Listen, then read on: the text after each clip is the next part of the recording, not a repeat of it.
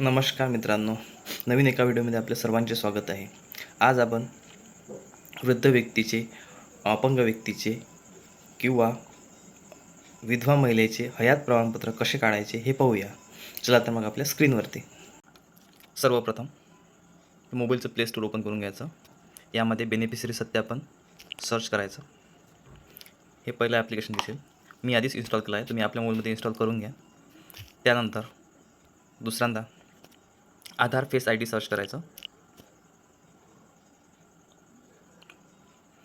हे ॲप्लिकेशन आहे, मी माझ्या मोबाईलमध्ये आधीच इन्स्टॉल केलं आहे, तुम्ही पण इन्स्टॉल करून घ्या.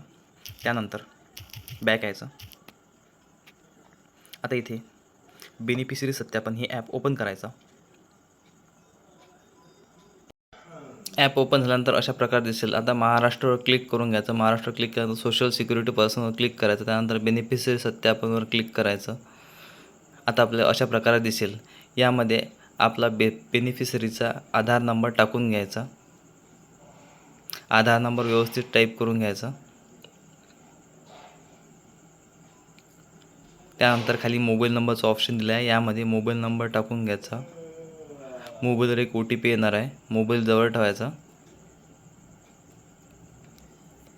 यामध्ये मोबाईल नंबर अचूक टाकून झाल्यानंतर खाली टिक मार्कवर क्लिक करायचं. टिक मार्कवर क्लिक केल्यानंतर सबमिट बटनवर क्लिक करायचं. मग तुमच्या मोबाईलवर एक OTP येणार. OTP आल्यानंतर एक 6 अंकी नंबर यामध्ये टाकून घ्यायचा, जो OTP असेल तो.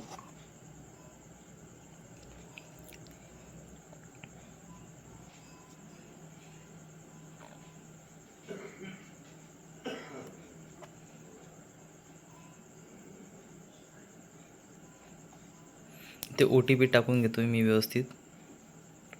त्यानंतर सबमिट बटनवर क्लिक करायचं. त्यानंतर एक टिक मार्क करून स्कॅनचं ऑप्शन दिसते, त्यामध्ये व्यवस्थित चेहरा स्कॅन करून घ्यायचा बेनिफिशरीचा.